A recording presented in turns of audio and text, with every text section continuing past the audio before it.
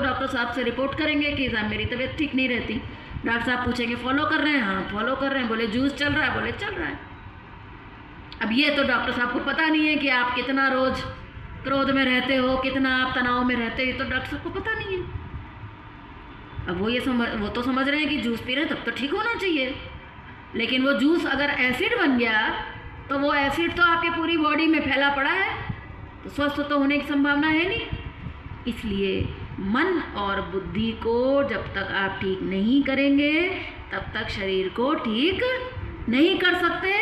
जब 235 पद्धतियाँ नहीं ठीक कर पाई तो समझ लीजिएगा ये तब सेवा सुमिरन 236वीं होगी।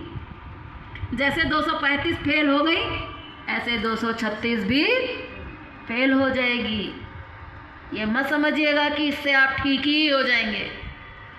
हाँ, अगर आपने तीनों साधना समझी, भले ही 100% नहीं करी, थोड़ा कम करी, तो भी आपको रिजल्ट ज़्यादा अच्छे आएंगे। और अगर आपने तप की साधना 100% करी और सेवा साधना को छोड़ दिया तो 100% तप की साधना करने के बाद भी रिजल्ट आपको 10% से ज़्यादा आएगा नहीं। बात समझ में आ गई? इसलिए फिर इस सेवा के विषय को भी समझना बहुत ज़रूरी है।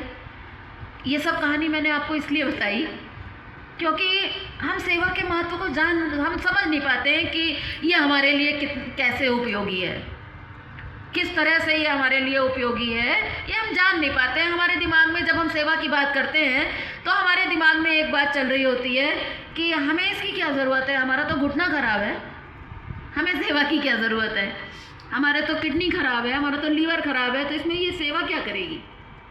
तो मैंने आपको बता दिया है कि सेवा इसमें क्या करेगी। तो आइए अब इस विषय में हम लोग